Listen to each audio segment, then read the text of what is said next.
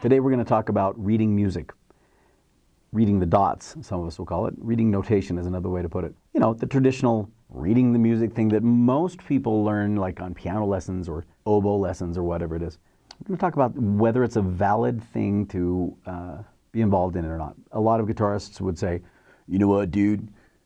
Reading music is for chumps. Never have to do it. It's only for chumps. There are some guitarists who would probably say, no, reading music is the most wonderful thing that will ever happen to you. My take on reading music is, for a guitarist especially, it is a good skill to have. It's a lot like reading words.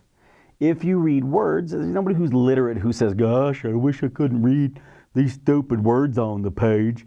I just hate them. I wasted my time, first grade through third grade. Right? Nobody does that. Everybody who can read is glad that they can read.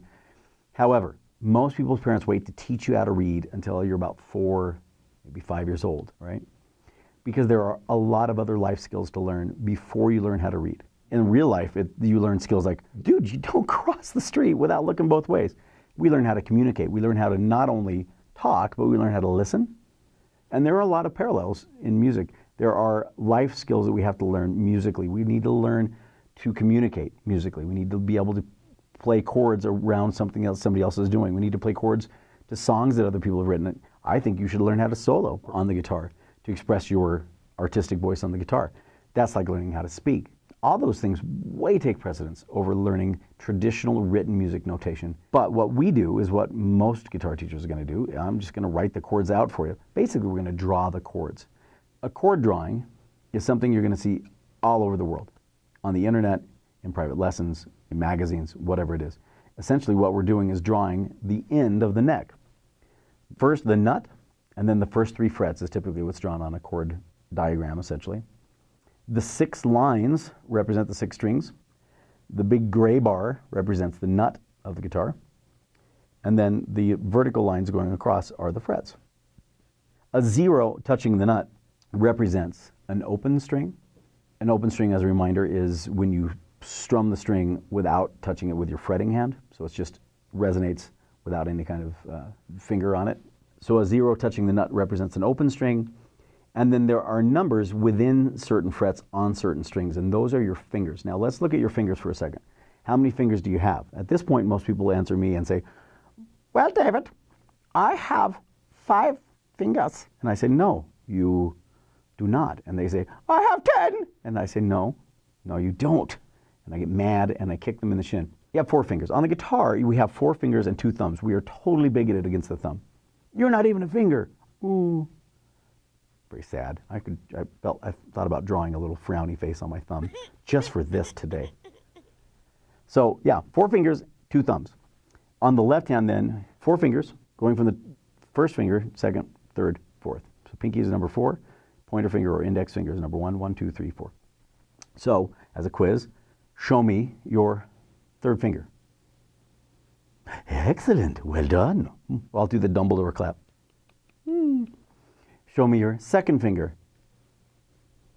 So the numbers within the circles are which finger we're going to use. Again, thumb is nothing. 1, 2, 3, 4. So let's start off by teaching you how to play an E chord, an E major chord. Now that sounds very fancy, E major. Fancy. It's fancy, E major. A major chord is so common that we a lot of times won't even call it major. We'll just say E. So if you see a G written down on a piece of paper musically, it means G major. If it's not major, they'll tell you, oh, it's G minor or G7 or whatever. But in this case, we're saying it's an E major chord, which we could also just label as an E chord. Now, written down, it's going to look like this. There's a 0 on the nut of the low E string. Again, the low E string is the one that's closest to your face. 0 on the nut, which means open. So an open low E string. On the next string, in the 2nd fret of the A string, it says to put your 2nd finger. There's a number 2 in a circle, which means you put your middle finger or 2nd finger down. On the next string, the D string, there is your 3rd finger or ring finger is going to go on the next string. So we have so far open E, 2nd fret of the middle finger, 2nd fret of the D string with the 3rd finger. On the next string, the G string, pointer finger to finger number 1, goes on the 1st fret. On the next string, it says a 0, which is open on the nut. On the nut, again, 0, which is open. Sounds like this. Now, if you were sitting across from me in a private lesson, I would try to get you to finger that chord, and I would say, yay, when you try it. And it would probably, I'm guessing, because I've taught like a million of these lessons, it would probably sound something like this. And you would feel really accomplished, like, I am awesome. And I would say, yes, you are. And I would let you sit in that awesome space for about 15 seconds, and then we try to fix it. Oh, yeah! So this reminds me of a story. This is one of these Daveisms that's kind of silly, but you know, it's going to help lodge things into your mind. There was a movie called Weekend at Bernie's, and the basic premise is these two young people have this big idea to sell, and they want to sell it to rich people. And so they get their rich friend Bernie to throw a party at his beach house. They invite all these people over, and the two kids get there early, and Bernie's dead. Oops. They're like, oh no, now you and I would probably call the cops and say, oh no, Bernie's dead, what do we do? And cancel the party. They decide to keep the party going because, well, they want to sell their idea, and they'll just pretend that Bernie's not dead. So the whole rest of the movie, the comedy of the movie, is trying to hide the fact that Bernie's dead, right? The funny thing is, you can actually disguise that he's dead. You can just kind of blend him in with all the live people as long as nobody can talk to him directly. So I call these Bernies, or dead guys. When you play a chord for the very first time, a lot of times, the temptation is to strum it just like that. And if there are open strings involved, some of those open strings will ring out and you think, oh my gosh, I am awesome, yay me. But it's when you single the notes out by themselves. There's a dead guy, another dead guy, another dead guy. I am partially dead, only mostly dead. Oh, there's alive. That guy's alive. Open, alive, dead, dead, dead, alive, alive. So literally half of the strings weren't ringing. What you want to do when you're first playing a chord, take the time to verify that each string is making noise, if it should be making noise. At first, going really, really slowly is actually a good idea. Those are all ringing. Try it again and do this. Oh, that guy's not working. Fix it. Oh, that guy's not working. Fix it. So check for dead guys. Check for the dead notes that are getting blocked so that your hand learns how to play the chord correctly right from the beginning. And we're setting a foundation essentially for what's coming, hopefully for years and years you'll be playing. And if you don't learn to play the C chord properly now, you're going to have to reteach yourself because it is like the most common chord. Here's what I want you to do on the C chord for at least 5 minutes a day. I want you to pretend you're at a concert and say, ladies and gentlemen, thank you. Thank you for, I love you too. Thank you. This next song is a song off my first album. I like to call it E major. Finger the chord.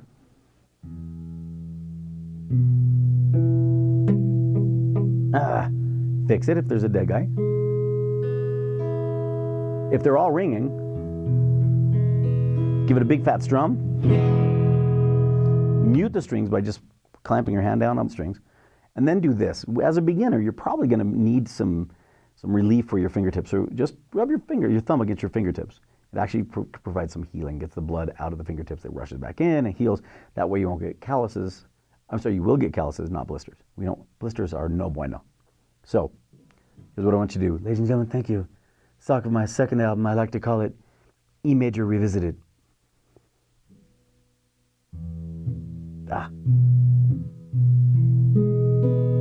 Yay me! Encore? Really? Okay, for you, sir. Oh, wow, that did them all. No problem. The goal is then to have you be able to eventually to play that E chord with no dead guys, just smooth. Once you can do it and you're really sure that you've mastered the chord, there are never any dead guys showing up at the party, well then you can stop strumming it one string at a time and just strum. That's stage one of practicing a chord to me, is just getting the essentials down of where your hand goes and making sure that the notes that are supposed to be ringing are ringing. Simple as that. I hope that makes sense to you. So what causes a dead string? Actually, there are a couple of different causes. One, if you're an adolescent male right now, you're saying to yourself, I know what causes it. I'm just not pushing down hard enough. I need to push down harder until maybe I break my fingers or the neck of the guitar or the string. Maybe they'll bleed, maybe they won't, but my fingers need to learn, man. I'm just gonna push down harder. And actually, sometimes that is true. Sometimes it is true that we're not pushing down hard enough. But that's not usually the case. Watch this. Usually what happens is we're not close enough to the fret. I'm going to push down with my middle finger in the second fret of my A string. And I'm going to be right back on I'm going to call the back side of the fret. So this side of the fret, the bottom side. Okay? And I'm not going to apply any more pressure. There's a dead note. Now, I'm not going to apply any more pressure, but watch, as I move my finger towards the other side, ta-da, it's ringing.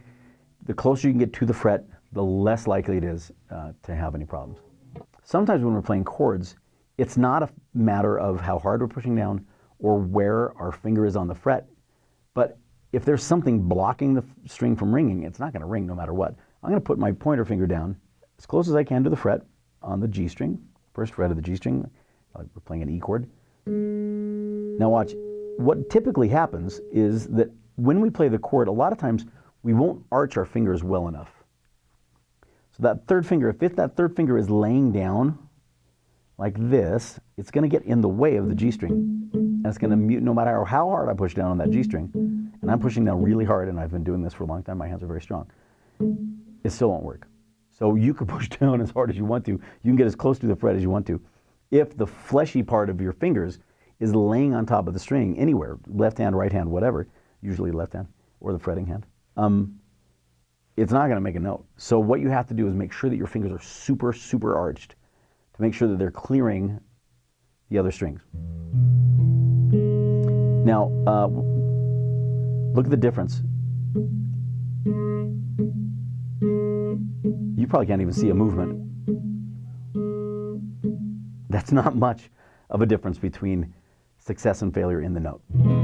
So I recommend at first, when you're practicing these chords, really take the time to set a good foundation for what's coming, because hopefully, again, you'll be playing this E chord for 1,000 years. If you live that long, you know, you might not live quite that long, 1,000 years from now.